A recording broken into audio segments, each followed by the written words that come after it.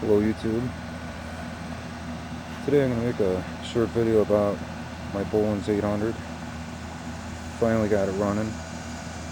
It runs well, but I'm dealing with an issue with the pulley. It appears to me that it came loose at some point in time, and two of the set screws, one of the heads is stripped out, and the other set screw is, well, I think it's stripped out too. But two of them hold, and I was able to get it together, and it's running off center, so it's creating some vibration. And I don't want to do any damage to the engine or the tractor itself. So all told, I've probably only run it maybe a half an hour or 45 minutes, trying to find an RPM where it doesn't vibrate so much. So I got this tractor for a good deal, and it didn't run, and the fellow that owned it seemed to be pretty frustrated with it. So over the course of a few weeks here and there, I managed to get it running, and it runs very well. So I'll give you just a quick overview. At some point it was painted, and they did a pretty nice job. The tires are in good shape. It's got Goodyear tires all the way around that, if I'm not mistaken, could actually be the original tires, but they're pretty good.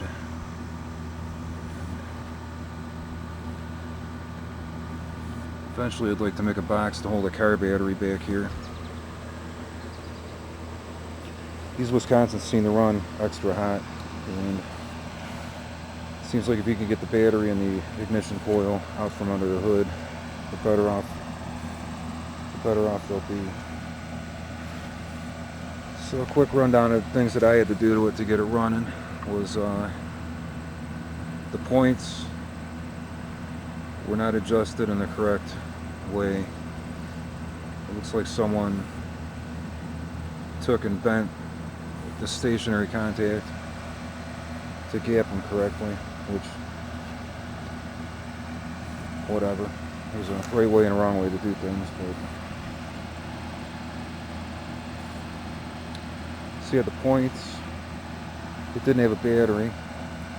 This starter generator is actually from another S8D that I bought, and the starter generator that was on it just didn't have quite enough power to throw it past the compression stroke, and this one does. And incidentally, I don't know if anyone knows about this, but the diameter of this pulley is less than the diameter of the pulley that was on the starter generator that was on the tractor when I bought it. So I'm sure that helps give it a little bit more torque to crank it over.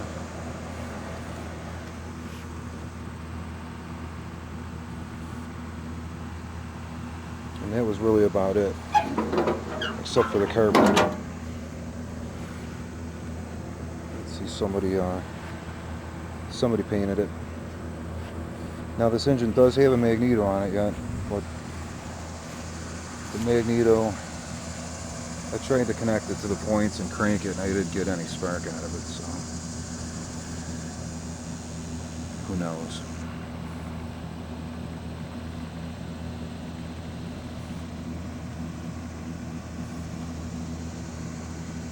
But the other issue I had is when I went to put it back together.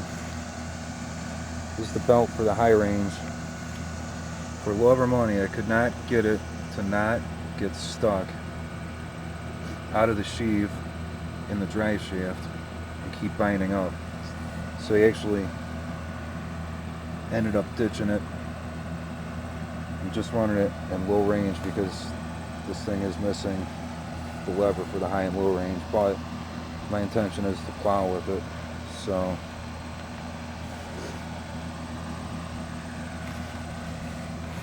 shot of the engine and the massive vacuum leak that I had discovered between the carburetor. in the block.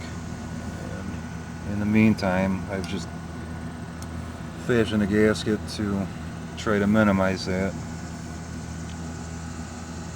You can see there's, try to show this on the camera, how the mounting tabs are pulled in toward the engine. And I still actually may have a little bit of a leak there, but it runs enough to get it around the yard and get it in and out of the garage. Park it and just kind of sit and admire it for now. So, give you an overall view. And I'm just absolutely amazed at how powerful this tractor is. You can just feel when it's in low gear at about half throttle. It feels like it could move the world. I'm very, very impressed with the power. For 8 horsepower, it's just amazing. And the engine sounds tight. It sounds like it's got a lot of compression and doesn't knock or smoke or do anything, so I feel fortunate for that. And obviously the bungee cord and the zip ties holding the ignition coil on are going to be cleaned up in time. Mount the ignition coil outside and configure the exhaust to have it point toward the ground, because this thing is loud. Don't want to annoy my neighbors too much.